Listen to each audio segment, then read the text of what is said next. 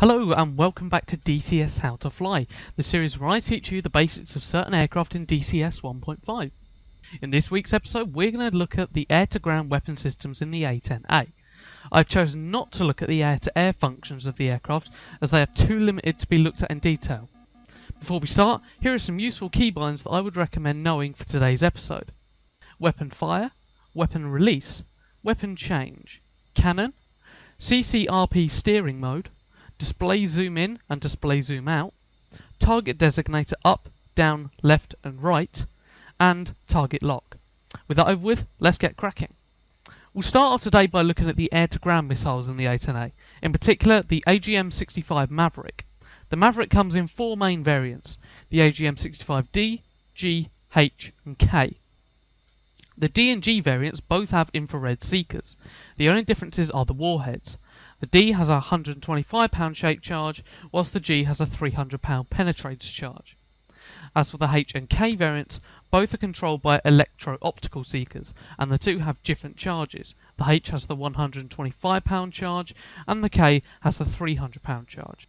For today's flight, we are running the AGM-65D, as it is suitable in all weather conditions and at any time of day. You should never, under any circumstances, bring an AGM-65H or K on a night flight, or for use on a target that is camouflaged with its surroundings. The electro-optical seekers are best used on targets on a strongly contrasting terrain or snow.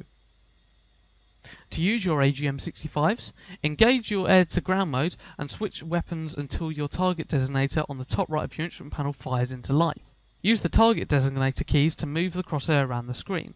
A smaller crosshair can be located on the HUD, but it does not show the full range of movement.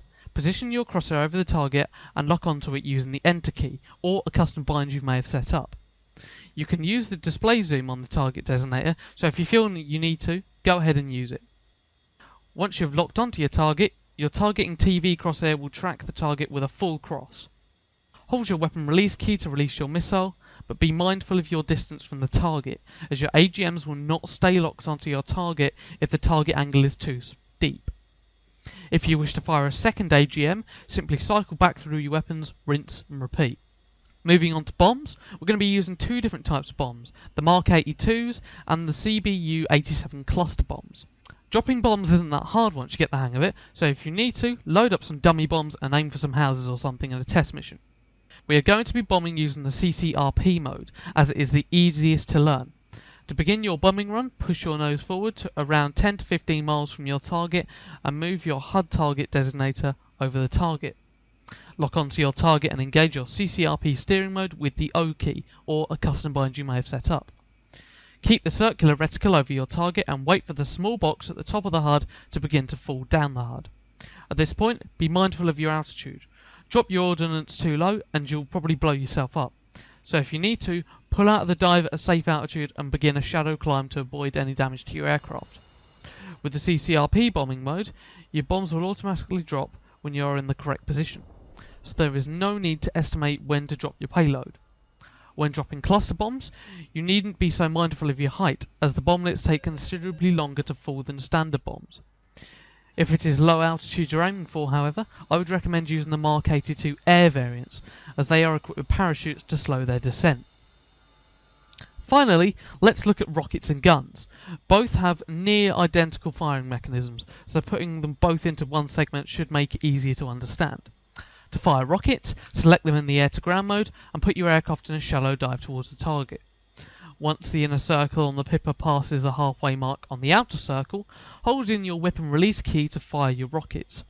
Rockets will only fire as long as you have the release key held in, so use this to fire small bursts. And last, but by no means least, the GAU-8 30mm cannon. To use it, enable your cannon with the binder you set up, place the pipper over the target, press the weapon fire key and say bye-bye to your eardrums. Wrapping it up, thank you very much for watching. If you enjoyed this video or if it helped out in any way, why not drop a like or sub? And with that, I'll see you in the next one. Ta-ra.